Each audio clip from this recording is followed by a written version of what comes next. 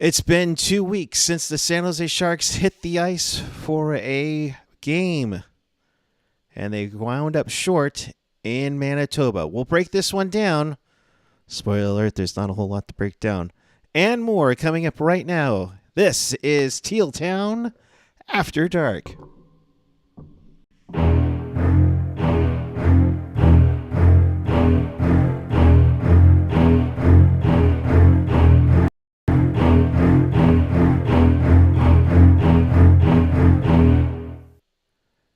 Good evening, everyone. It is Valentine's night 2024. We hope if you're celebrating, you have a great Valentine's Day or just enjoying all kinds of chocolates. We have a treat for you here this evening as the Sharks lose 1-0 to the Winnipeg Jets. We welcome you to this edition of Teal Town After Dark. This is your live and interactive San Jose Sharks post-game show. We do this after every game, so if you want to be part of the show, chat with us and fellow hockey fans all over the world and in Sharks territory on the YouTube page or the app, and of course follow us on the socials. As you see down below, you can find everything at tealtownusa.com. And if you want to support the pod, you can do so via Venmo at tealtownusa or hit us up in the super chat right now if you're watching us live. And with that, as I'm still recovering from a devastating Super Bowl loss, I say hello to Felix Chow. Buddy, it's been 2 weeks since we actually been able to talk about the game. How have you been, and how has your hiatus been? The hiatus was great. I watched the Super Bowl. It's obviously the Niners loss was highly disappointing, but you know what? It is what it is.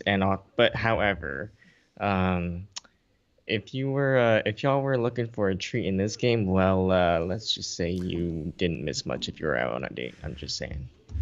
Yeah, this one's a tough one. If you were watching a soccer match, you expected a 1-0 tilt, or excuse me, 1-0. Let's be honest here.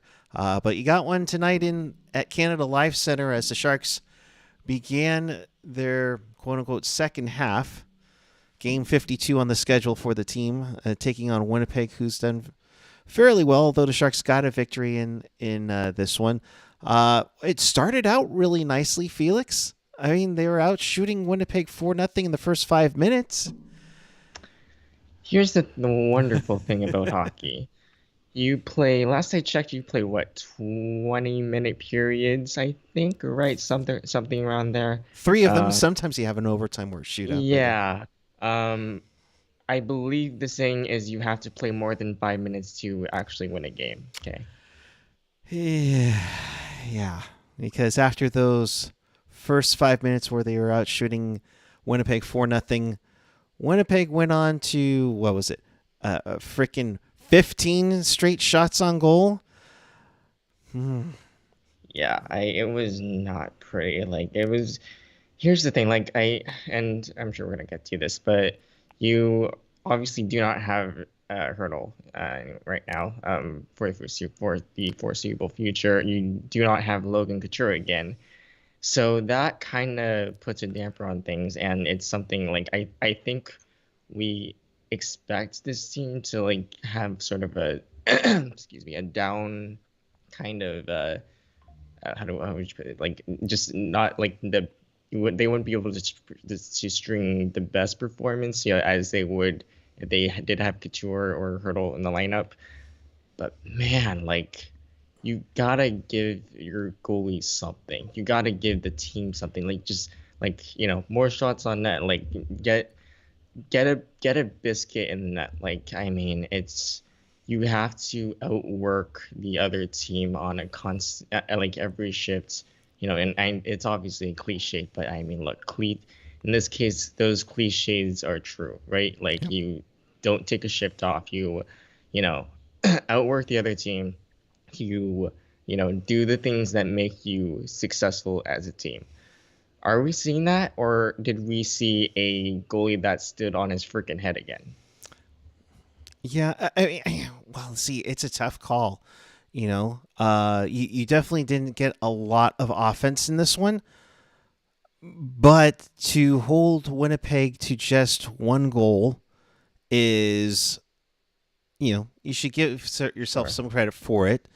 But And it's yeah. all the kudos to Kaapo Kahkonen. We'll get to him and all the injuries that are suddenly coming up for San Jose in just a jiffy. But you get Barron gets the puck off of his looks like off of his jersey to make it Yeah. 1-0. That's your only goal from a shot that came from the point from Neil Pionk. Yeah, and obviously, like you said, like obviously at least the Jets didn't score anymore after that, but it's just like you I don't know, to me, you kind of expect more. You kind of expect more of a rally from the Sharks and granted obviously like uh to look at who was in that for Jets, but essentially For Winnipeg, yeah, Connor right. Hellebuck, who Hellebuck, right. who didn't Okay. hella I suck figured. tonight. Right, I figured. But yeah, it's Christ, it's like one of those things where you want them to rally more, and obviously Hellebuck's a very good goalie, but it's just like you couldn't get one past him, you know? It's just yeah. Well, and that's where the injury bug does come to play. We obviously saw what Logan Couture was to this team, where they had some points in they had a point in like their last 7 games. I mean, it was probably one of their better stretches for Sharks hockey. Before they went on this 2-week break. So it's a tough one because we also saw Marc-Edouard Vlasic, going off on a 3-game streak, and Yeah. it gets disappointing, gets frustrating. Again, you can take the negatives of it, and it's like you only had 17 shots on goal in this game. Like we mentioned before, getting the first 4 shots, you're gangbusters, going off on them and not looking too bad, and then just proceed to give up the last 15 shots of the period. The second period, you get outshot 16-8. Um, and yeah, you do make a push, but at the end of the game, you're having trouble getting out of your own zone, and I think. I want to say near 2 periods, Felix. Winnipeg had attack zone time of like nearly 13, almost 14 minutes. And you can't have that happen. Puck possession, boys. Like you Yep. cannot win the modern game without possessing the puck. Like that's if you don't have the puck, then don't even like just yeah, like Right. you know. It's that's the big thing. Puck possession was a big game, you know, several years ago, and this team has not been able to do it and generate any offense. But you give them kudos for having a strong defensive effort. I mean, yes, Winnipeg has been struggling on the power play. I think they were like, if I heard correctly, 2 of their last 38 on the Yes. power play.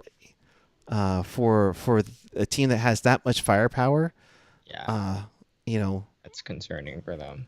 yeah, so Um, but yeah, another stat that I'm noticing on the league's game center for this game is that the Sharks, I believe, ended up with 24 blocked shots. Am I right on that? Something like that? I believe so. Okay. That's to the Jets 14. And I'm just thinking like again, like when it's great that you're blocking shots, but what have we always said? Like if you're blocking shots, you don't have the puck. And when Correct. you're blocking shots that much, yeah, you might want to have the puck a little more. Just a little bit, just a little bit. That Yeah, yeah. just a Scotia, as the AG would say. Yeah, exactly. So that pretty much says it for this game. I mean, we can talk about the hit that Nico Sturm took from Logan Yeah, Stanley. oh man.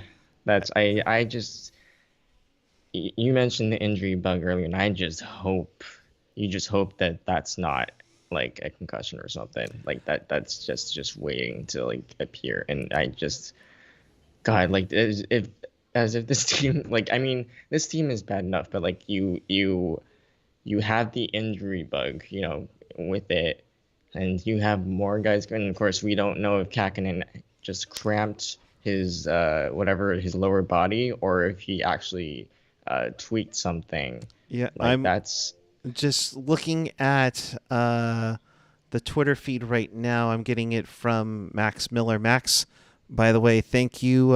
Shout out to you for chilling with me during AHL All Star Weekend, bud.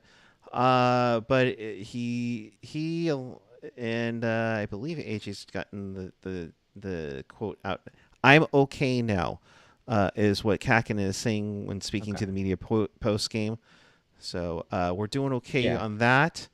Mhm. Uh, a couple others that are coming in from the locker room. Obviously, with Couture and Hurdle out, you only have one captain, or well, I should say one alternate captain in Mario Ferraro. So Granlund and Luke Cunnin were given Yeah. A's. Granlund tonight saying not a new thing, but always an honor. Granlund wearing the A tonight after wearing an A previously in Nashville for that. So let's see what else do we got from quotes here. The Jets defended really well. They back check hard, and when you get a chance, they have one of the better goalies. It's not easy to score against them, but yeah, I'll give them that because Connor Hellebuck has been phenomenal in his time in the NHL. Uh, Yeah. Light night though, but still getting the job done. Yeah, no, for sure. He's again, and this and obviously like I not to go against the Sharks here, but I do think Hellebuck is on my fantasy team in another league. So I got that going for me at least. I But don't blame you. I yeah. don't blame you for that. So yeah. Shang mentioning that Kakinen says he had a little cramp at the end there, but once again says he's all right. So it's Okay, good to yeah. see. So right, and thankfully he's all right because if look, I Magnus Corona might be a good goalie down the line, but holy shit, if we have to put him in net, especially with the defense we have. Oh Lord. And the worst part is that they are not near San Jose right now. So an emergency call up to get to Calgary for the game on Thursday in less than 24 hours. It would be tough to do. It's doable, You, but it's you might as well put in goalie McGollerson at this point, you know. I mean to quote our buddy, why not? So uh, it's tough. I would expect Mackenzie Blackwood to get the start in Yeah, Calgary tomorrow against the Flames for right. that one. But good to hear that Kakinen is okay. He haven't heard anything yet from David Quinn, so if we are still on when he starts talking, and Right. he says I an update on Nico Sturm, we will let you know. For sure. I'd be looking out for any quotes too. But yeah, no, this game, I mean, again, like we said, if you were out on a Valentine's Day tonight, then you really did not miss much, and you should thank your lucky stars you didn't because Yeah. yeah, like this, and I here's the thing, like I don't know about you, Buckeye, but I don't really know what else to expect of this team this season because right now you and I both know that this Sharks team is in this franchise, quite frankly, is in a rebuilding phase, Absolutely. and at this point, like I don't want to be that person, but like you might as well look forward to the drafts, and just hope that they get that first overall pick because holy, and of course this is a whole other issue in itself, but like you also better hope that the Barracuda have some answers to why the heck they aren't doing so great this season, Yeah. and hope they have answers to solve those issues. And hopefully that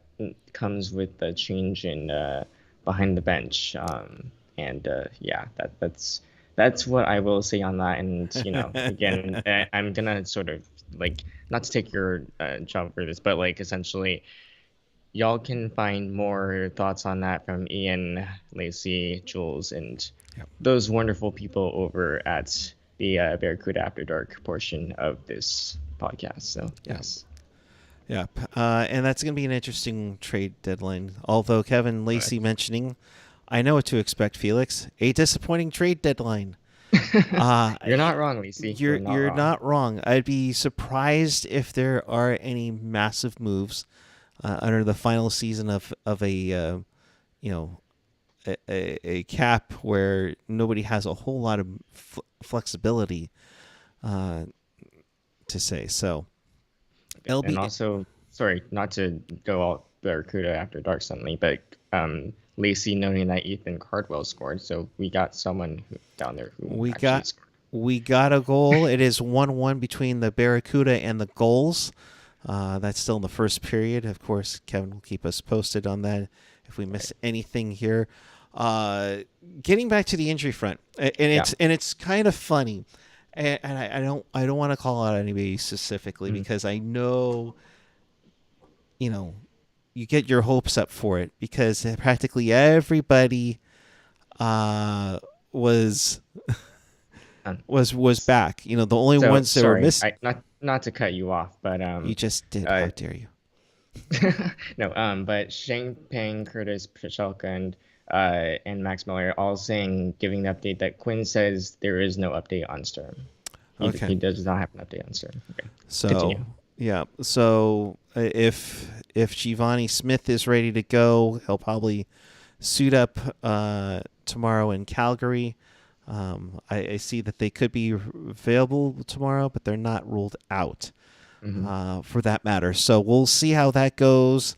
A lot of line juggling when Granlund is your first line center. That tells you a lot of things. But kind of getting back into the injury bug here, you you know, Sunday when the guys got back together, you know, the Sharks were practically on the verge of having an entire healthy roster.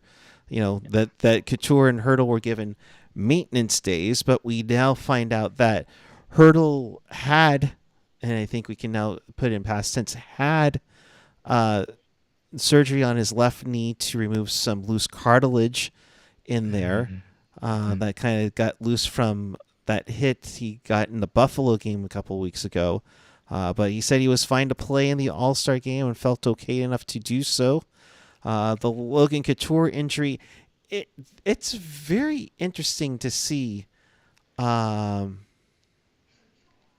to see what this is, and when I was typing it out, it was. I mean, I've never heard of this.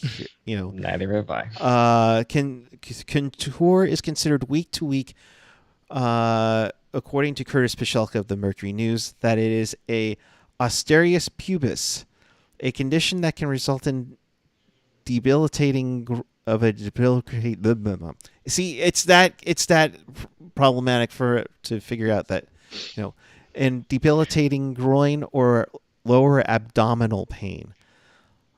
Ow. Yeah, that's an absolute. And sorry, I don't mean to laugh, but that is an absolute ouch. Like I look, these athletes are just holy. Like I mean, the things that they're able to like play through and withstand. I mean, you get me with a broken finger, I'll be out for a month.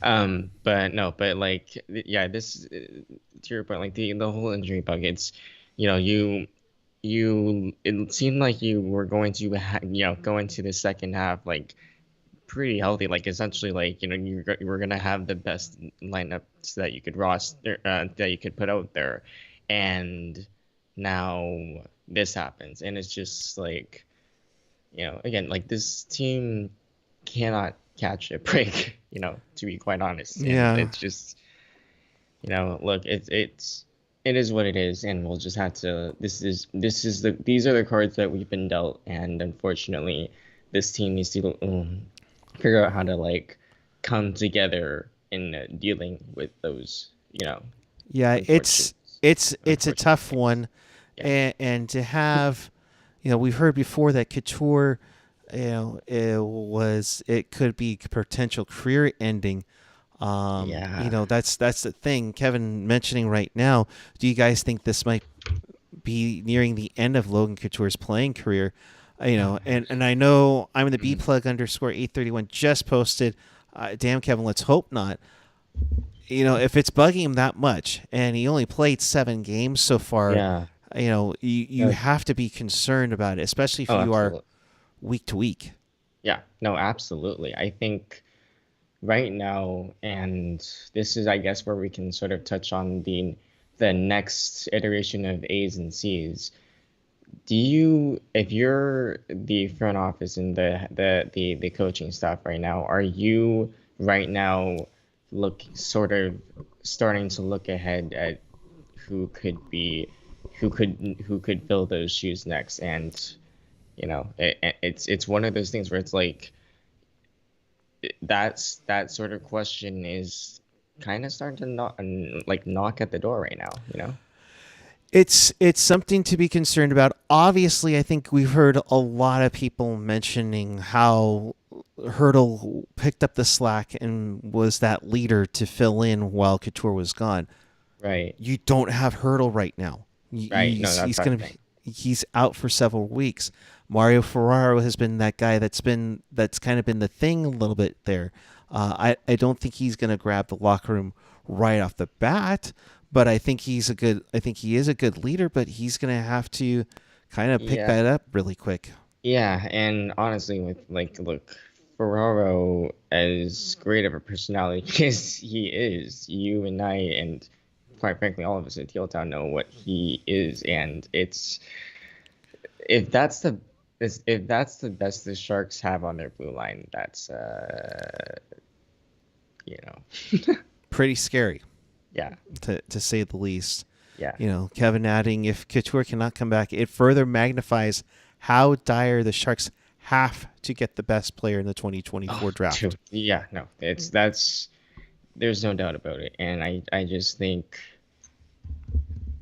it's one of those things where it's like the future. I mean, I don't mean to say the future is now, but the future is now. But like it's you know, it, they need someone to fill those big shoes, and they need it pretty freaking soon. To quote a former defenseman that played in San Jose, Erik Karlsson, the time is nigh to get things going here because it. And to quote former Sharks broadcaster Pete Stemkowski, it's early, but you better get going because it's getting late. Yeah, It's pretty scary to see what the Sharks have out there, and with the struggles of the Barracuda and how that is turning out right now. You have to wonder what is the next moves for this organization going forward, yeah. as to where they're going to need. Like the T is saying in here, Sharks really going to need to hit on many picks. Oh yeah, We possibly don't have our number one forward, D, and goaltender. I mean, the streak that Mark-Edouard Vlasic went on was nice, but when they're not doing a whole lot, that's a concern. yeah, And you're banking on Vlasic doing amazing things. Yeah, that's like icing on the power play, which is never good. yeah. Yeah. Um, So, some quotes in the chat, by the way. yep. I'll get to them. Thanks, AJ. Hope you're doing well, my friend. Uh, from Granlund, the Jets defended really well. They back check hard when you get a chance. They have one of the better goalies. It's not easy to score against them. We mentioned that one. From Kahkonen, even though they got a lot of shots, we boxed out, which was good for me. We played fine at the start of the first period, but they got their cycle going in our zone. From Quinn, no update on Serm. He mentioned also it looked like we tried to do the right things, but we weren't efficient with the puck tonight, along with too many unnecessary turnovers, standing still, turning over pucks. We didn't have Yeah. much pace to our game.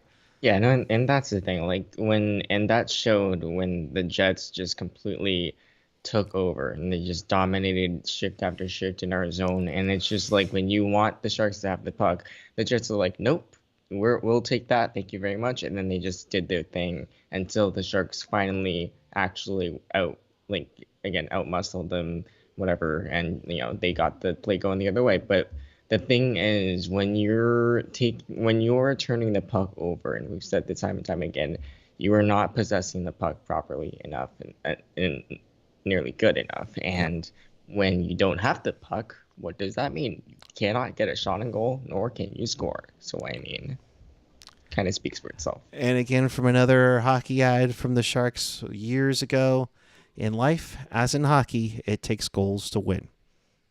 Indeed, it does. Yes. So, got to get a scoring update. And let me do my best Nick Nolenberger impersonation. Nathan Todd, he scores! And the Kuhre lead 2-1 with like 7 seconds left in the period. So it looks like they're going to go into the dressing room up 1 on the San Diego Gulls. So Okay. to keep you updated on that. Let's get back into the chat. The Mikey J, the players play to win. It's okay to root for the Sharks to lose, but it's not right to root against Yeah. the players. No, completely No, agree. for sure. This is their career in the show. It's a slippery slope.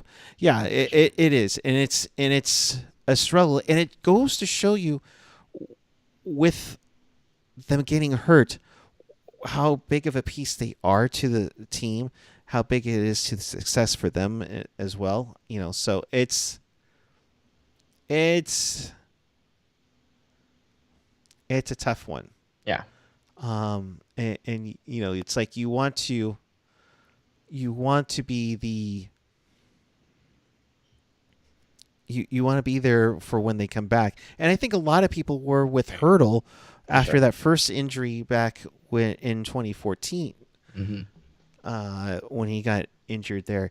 So it's like we want to see Couture back. I mean, we again, like I mentioned earlier, those 7 games this team played well. He didn't even score a goal, if I'm not mistaken, and just his impact around the guys on the ice, on the bench, in the locker room was a huge dividend. Oh, yeah. Like this team, look, they need something. Like they, they need a kick in the pants. They need somebody to be that vocal leader. They need something to get them going. I don't care if it's like if it's that really good player that Lacey mentioned, if it's someone who's gonna lead by example or what have you. They need something. Yeah, they need something big time, um, not just for the team itself, but to get butts in seats. Yeah. And that's the big thing too. I mean, they've had an issue ever since Levi's opened up for the 49ers down the South Bay. The tough part is that you need the draw. You need to get Right. the thing going. Right. And But yeah, go ahead. here's the thing, like you also need it, you need it's draw to get things going, but you also need a good freaking product on the ice. You need to Oh yeah, you need to have something worth watching, and the Niners right now have that. Like they have right. they have a quarterback. They have they might need a couple more pieces. Who knows, they might need to reassess some of their plans. Don't ask me about football because I'm not a football guy. But um, you get my point, though. The Sharks are in that unfortunate position where they're kind of feeling it, Yeah. and look, obviously, what they had to do before they had to do, even if it meant, um, you know, uh, putting this team, this franchise in the situation it's in. But I mean, in my opinion, those playoff pushes, those cup runs, that cup run in 2016 was absolutely freaking worth it. And Right. 2019 was, I mean, we know what happened, but I think unfortunately all good things come to an end, and this is the start of I mean, we know this. This is the start of some pain that's going to that's be, not going to, but it's been happening, and it's we earlier I remember we were all like those 10 not those 10 goal against losses. It was just like, is this rock bottom already? And then they have the miracle comebacks, and then suddenly they that lasted you know that was fun while it lasted, but then it was like you know they start, playing the unfortunate brand of Sharks hockey that we that drives us kind of, Right. crazy. But and then again, it's like, is this rock bottom? And it's just like, bottom line is, I guess what I'm trying to say is we're gonna be asking ourselves that quite a bit this rebuild. So Yeah, and in I'm the beat plug. Interesting. What scares me the most is you are banking your whole franchise's future on these next few drafts. If we miss, man, we will be terrible for many, many years to yeah. come. And that's the tough part. Hmm. And the T, Pittsburgh in a good spot at the moment. I think there's a good chance it'll be hard for them to move much up from where they are at. Well, currently, right now, in the reminder for that Pittsburgh pick, it is top 10 protected. They're currently sitting in the number 10 spot. So you technically need one of the teams that are 11 through 16 to leapfrog them for it to get into the Sharks' hands. Otherwise, the Pittsburgh does have the option. Let me pull back up here. I don't need an ad. Cat friendly, thank you. Uh, the Pens 2024 first round pick is top 10 protected. The Pens will have the option to move the pick to a 2025 unprotected first round pick. So they have the option on that. So it'll be interesting to see what can happen in that realm. So you kind of need Pittsburgh just to win, go a little bit higher, Yeah. and it is a nightmare for Pittsburgh right now, because you can only imagine, like, and kind of just moving onward to NHL talk.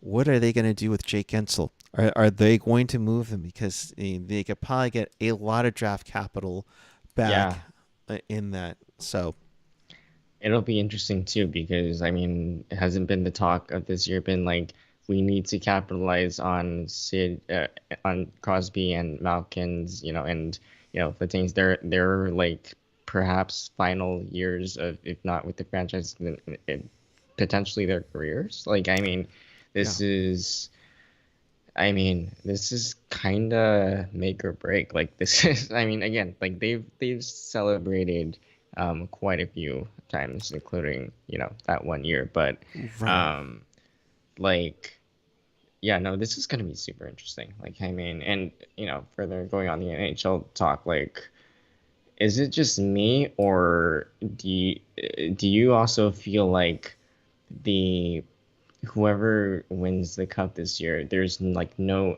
like definitive answer of who is going to take that trophy, you know? Oh gosh, it's such a crazy playoff race, Oh, yeah, absolutely. you know, and that makes it for a tough trade deadline, because it's like you Hmm. have so many teams that are still in it. I Oh, mean, the absolutely. in the Eastern Conference right now, the number 2 wild card is Detroit at 60. New Hmm. Jersey's 2 points out. The Islanders are 3 points out. Right. Washington's is 6 out, but Pittsburgh's 7 out. Right. And then you go to the West, and you know St. Louis is sitting at 58 points, but you have Nashville at 56, Calgary at 55, And Calgary is one of those bubble teams. Is like, do we move Tanev?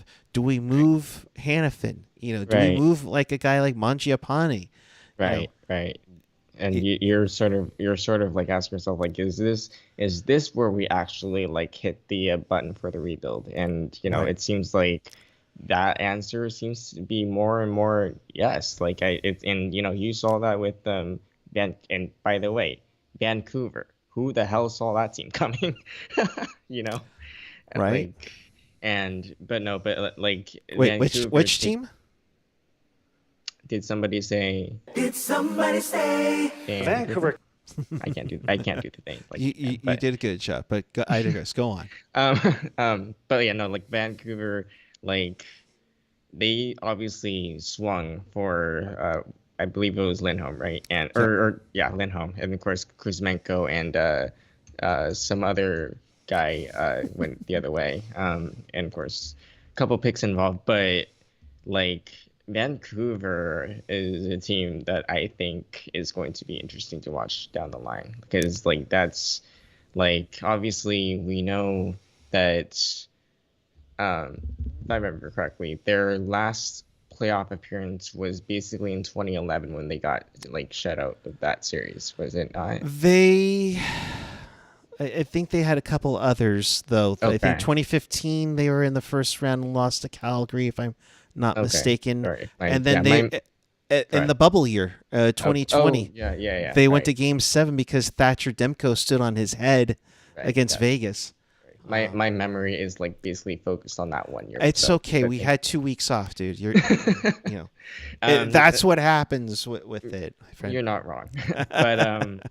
But yeah, no, like Vancouver, look for them, in my opinion, to be a threat for the coming years because Yep. holy, that you look at Hugh and I don't again like this is usually technologists talk, but like Hey Quinn now, Hughes, Elias or yeah, Elias Elias Lindholm. Pettersson, Oh, Pedersen, um, excuse me. Sorry. right, Brock Besser, all those guys like Rick Tocchet's got that team believing, man. Yeah. No, I mean, as much as Bruce Boudreau was missed when he was let go, I mean, Tocchet has done a phenomenal job in Vancouver. Obviously, has to be one of the front runners for the Jack Adams Yeah. award. Hmm. And so it's going to be interesting to do. With Yeah, what you can with what you can do. So. for sure. I mean, and to not give up on like a guy like Brock Besser because there were for Oh yeah. years a number of people talking about Brock Besser's on the verge of being traded. Brock Besser's going to be traded. They've Hmm. stayed with it. He's flourished. JT Miller, looking like making the front office look good by trading Bo Horvat instead of JT Miller because that almost happened to Pittsburgh. There's a trade that maybe both. I mean, for Vancouver's side, it's a smart one, but on Pittsburgh's Yeah. side, they wish they had made it through. So And then of course, um, steering away from playoff talk for a bit, the Arizona Coyotes. oh lordy, Yeah, like that is a didn't the NHL, if I recall correctly, didn't say that they were going to have this statement out on that, and we never really heard from them like after the Super Bowl. yeah. I mean, we haven't heard anything yet. Yeah. I'm sure that they're trying to do whatever they can. I mean, it That is. yeah, that is a franchise that man, I like. Do you feel that for those fans? Like the the things that the drama that they've had to sit through from the relocation rumor after rumor after rumor, Uh, and unfortunately, if this doesn't pan out, Kevin Weeks might actually be onto something. Yeah, I think this is where it's a do or die that they need to get this land. If it's an Arizona state land, Mm. It's something, yeah. It's and to get that done might be the last straw. yeah, Obviously, the Suns owner Matt Ishba, if I hope I'm getting that correctly, isn't interested. They just renovated what I think it's called the Footprint Center now, so really can't host hockey. I mean, I'm sure if they want to re-renovate, they can. Hmm. But at this point, that arena really isn't for hockey. They would Yeah. need to find another home, but I don't think you're going to find it. And it just is a bummer because when it's been on, it can be on. I love Hmm. the sweaters. It's gonna be sucky to see it go, Yeah. but with the I Utah Jazz owner ready is being like, wink, wink, hint, hint. right. You know, Like, and again, like to echo your sentiment, like at some point the show must go on, as they say in yeah, show business, and like the Yotes, they've gone through, and again, this is the crappy thing about just having the whole local politics and the not so great ownership. It's this is what it comes to basically, and it also sucks for the players because like it's they made that connection with that region, and it's just you hate to see that just sort of break off, and it's just like that, and it's yeah, it just sucks all around. yeah. It goes to show you, pay your bills, folks, because they Hmm. wouldn't be in this problem if they weren't good tenants and paid their bills in Glendale. Yeah, That's why they're in a heap of trouble. yeah, Uh, and that's a crazy thing to really think of, how you go from missing a payment of like a million or two, yeah, and Glendale says nope, we're done. yeah, no, Kevin, how can one team find so many terrible, incompetent, and crooked owners? Well, Gary, why couldn't you find why did you find so many terrible, incompetent, and crooked owners? You know, yeah, and I get it, and I totally get it. He wants to do whatever it can where they've exhausted all options. And it's just it's frustrating. And Ramon, yeah, you're right. This ownership is doing better, and they're trying to do whatever it can. And I doing with mean, at the very least, and I'm so sorry, Ace fans, at least the Yotes ownership isn't already looking for an arena in Utah. well, I can't see them. I can't see the ownership staying as is with Utah on the horizon.